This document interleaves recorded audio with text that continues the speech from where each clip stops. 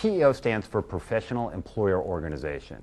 And what a PEO is a service business that through the construct of a co-employment relationship provides payroll, payroll tax, unemployment compensation, workers' compensation, health and retirement benefits, and HR services to primarily small to medium-sized businesses. Well, when you think about what's core to a company, generally it's going to be what delivers the most value to the end user or the customer of that company. If it's a restaurant, how to make that food tasty and delivered on time. If it's a cabinet manufacturer, it's how to make sure those finishes are beautiful and aren't marred in the shipping process.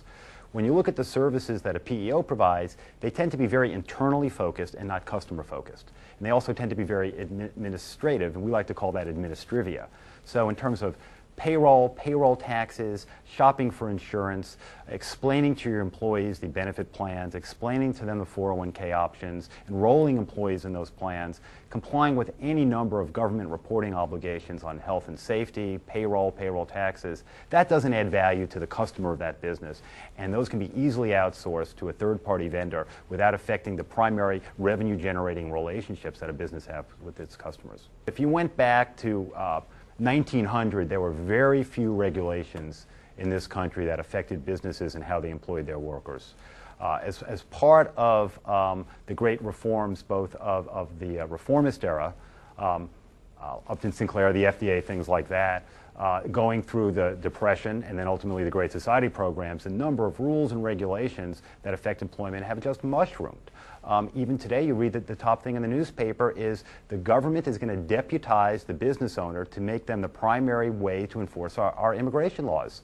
So when I had customers in this business, they would say to me, the reason I use a PEO is I want to put as much distance as possible between me and the federal and state regulatory authorities because I don't like dealing with those folks. And if you could deal with them in a straight, upfront, professional manner and keep me out of it, then my life is a much better life. What I like to think of is that the PEOs puts a lot of distance between the small business owner and the federal and state regulators. The story I like to tell about this was that there was a plumbing business in Tallahassee. And this business owner, his hours were he wanted his employees to be there at 8 and leave at 5. But he opened the office at 7 where they can come in, have coffee, eat breakfast. Some of them had a wife that would drop them off or a spouse that would drop them off, and it was convenient for them. He terminated an employee. The employee then brings a claim with the Department of Labor that this employee should have been paid overtime for all those hours he was there from 7 o'clock before 8 o'clock because he was working a 45-hour week. He got there at 7, left at 5. The boss knew about this, and he was never paid for that time. Regardless of the merits of the argument on both sides, this small business spent over $100,000 in legal fees working his way through the Department of Labor and the regulatory process before this was resolved. And after this happened, he said, I never want to deal with those lawyers again. I never want to deal with these federal officials again. Please, I don't care what your cost, just take this burden away from me. Business owners feel by controlling all these details, they're really in control of their business. You know, if they're the ones signing the paychecks and personally handing it, that they've got an element of control. But I really think that's a misperception.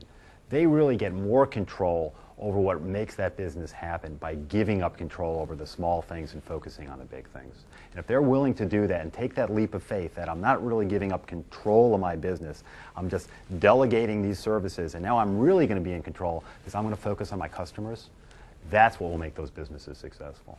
When companies enter in the PEO relationship, sometimes they save hard dollars, sometimes it costs them the same, sometimes it costs them a little more, depending on what their current benefit plans were in workers' compensation.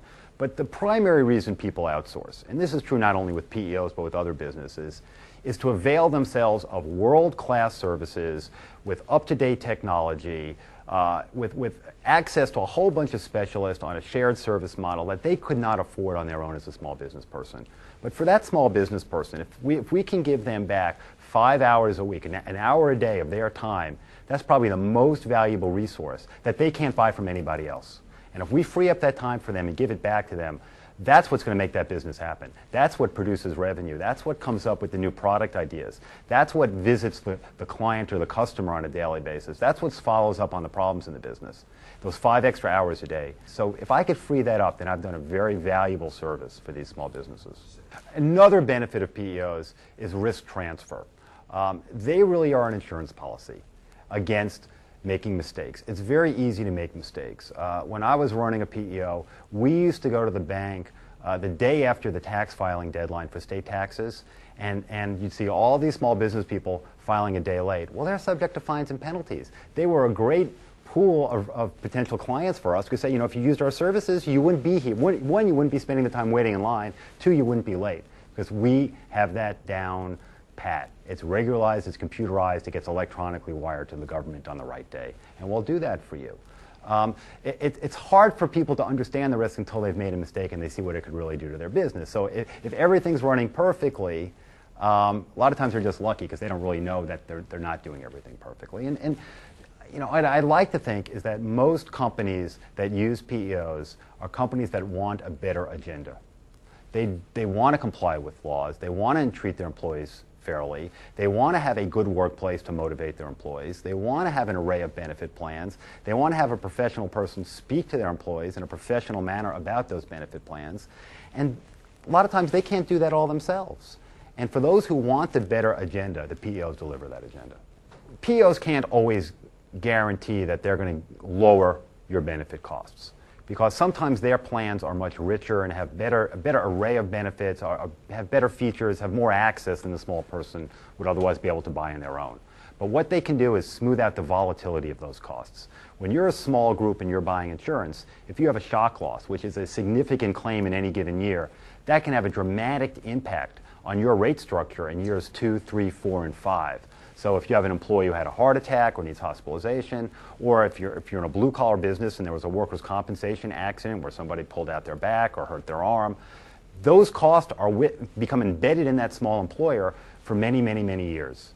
By being with a much larger group, generally you're going to smooth out that volatility, and the cost increases you will get in that plan will probably be no worse than what the average American business will pay for that cost. For those insurance products within that given time period. Imagine if I could free up for them 5 hours a week, 1 hour a day.